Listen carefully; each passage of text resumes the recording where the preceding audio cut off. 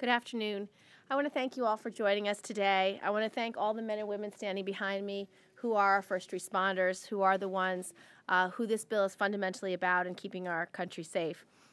I want to thank John Feal so much for leading a grassroots effort once again, to make sure that the men and women whose job it is to protect our communities are at the forefront of this advocacy. Thank you so much for all your work today. And I want to thank all the people here and all the people across the country who are pushing for this legislation to make sure that we show our moral obligation to our heroes when we were able to deliver the 9/11 health bill. So we are asking them again to be our advocates, because it's time to bring our first responders into the 21st century technology. That's what this bill is about. I also want to thank so much Senator Rockefeller for his extraordinary leadership on this piece of legislation, for having the vision, the drive, and commitment to not only offer this legislation, but to get it passed. I want to thank Senator Schumer, who was instrumental in passing the 9/11 health bill as our fundamental closer, and somebody who cares so deeply about the men and women who serve this country. We are very grateful to him for his leadership. I also want to recognize Congressman Peter King, who's at a vote right now, who will be joining us shortly, who's leading this effort in the House. New Yorkers know better than anyone else across America the constant threat that our country faces.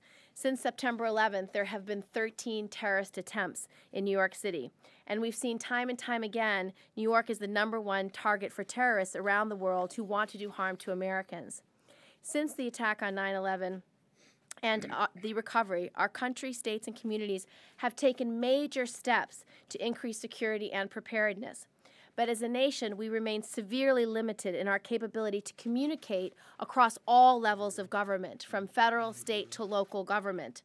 In fact, right now, a teenager with a smartphone can share more information than our first responders can.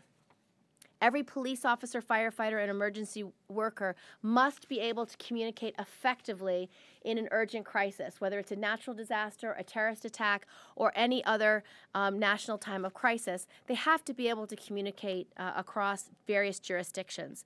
We cannot and should not wait another day for them to have this capability.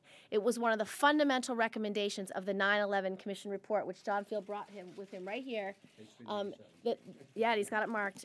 It was one of their #1 recommendations, and we all know that lives were lost on 9/11 because of the inability of our first responders to communicate.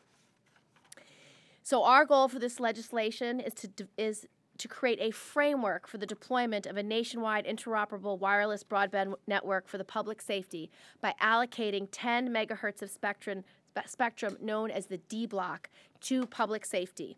This nationwide interoperable broadband network would finally enable our first responders to communicate across jurisdictions, sharing critical data such as video feeds and up-to-date information in real time, making complex operations not only safer, but more effective.